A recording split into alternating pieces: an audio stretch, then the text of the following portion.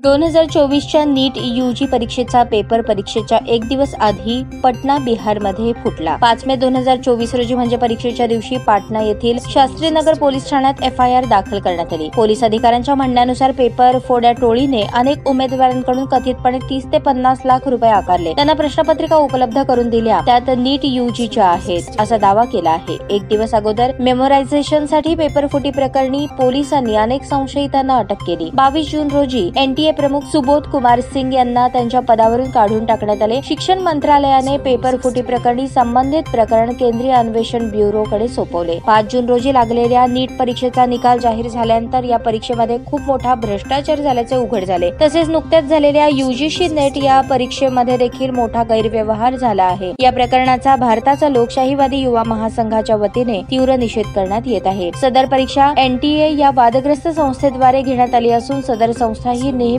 वादाच्या भोवऱ्यात असते। सदर संस्थेला कायमचे बरखास्त करा अशी मागणी आहे। तसेच झालेल्या या सर्व प्रकरणाचा तीव्र निषेध असून सदर प्रकरणामुळे विद्यार्थ्यांना खासगी वैद्यकीय महाविद्यालयामध्ये प्रवेश घ्यावा लागत असून केंद्र सरकारचे वैद्यकीय शिक्षणाबद्दलचे खासगीकरणाचे आणि व्यापारीकरणाच्या धोरणामुळे विद्यार्थ्यांचे भविष्य अंधारात चालले आहे। दुसरीकडे 18 जून रोजी यूजीसी नेट ही परीक्षा पार पडल्यानंतर दुसऱ्याच दिवशी लगेच रद्द करण्यात आली, त्यात सुद्धा गैरप्रकार घडल्याचे समोर आले आहे। तसेच सीएसआयआर नेट नीट पीजी या परीक्षेसाठी देखील मोठा गोंधळ चालला आहे। त्यामुळे सदरील पूर्ण भ्रष्टाचाराचा निपक्षपाती आणि पारदर्शकपणे तपास करून एनटीए या संस्थेवर कायमस्वरूपी बंदी घालावी। तसेच या सर्व प्रकरणाला पाठीशी घालणाऱ्या केंद्रीय शिक्षण मंत्र्यांनी तात्काळ राजीनामा द्यावा अशी मागणी युवा महासंघ करत आहे, तरच लाखो विद्यार्थ्यांना न्याय मिळेल। यातील प्रमुख मागण्या: नीट परीक्षेत झालेल्या गैरव्यवहाराची सर्वोच्च न्यायालयाच्या देखरेखीखाली निष्पक्ष आणि पारदर्शकपणे चौकशी करावी आणि दोषींवर कडक कारवाई करावी। नीट सह यूजीसी नेट,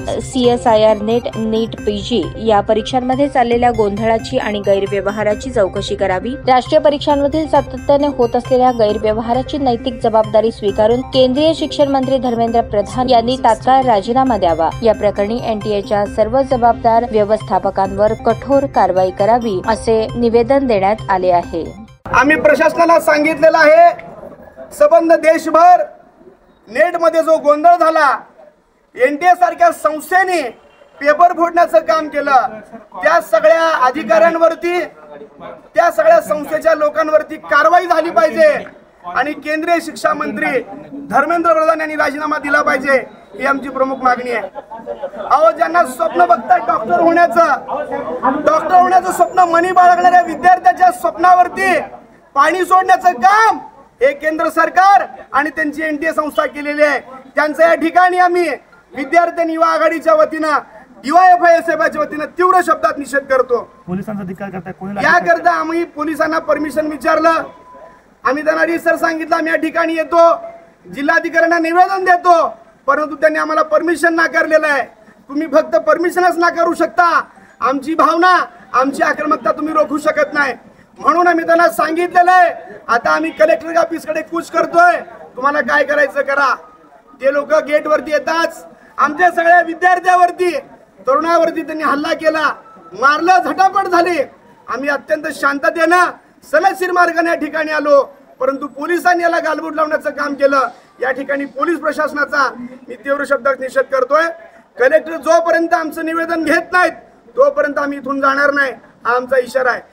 नेटच्या विद्यार्थ्याला न्याय मिळालाच पाहिजे, मिळालाच पाहिजे, मिळालाच पाहिजे।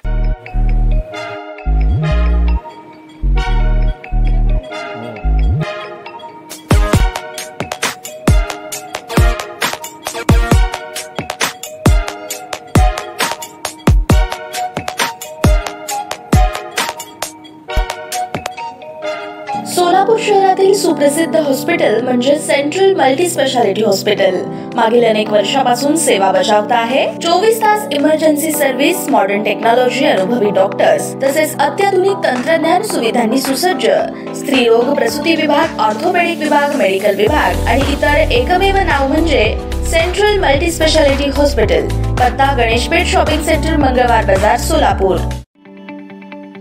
ताज्या बातम्या पाहण्यासाठी प्राईम महाराष्ट्र न्यूज चॅनलला सबस्क्राईब करा।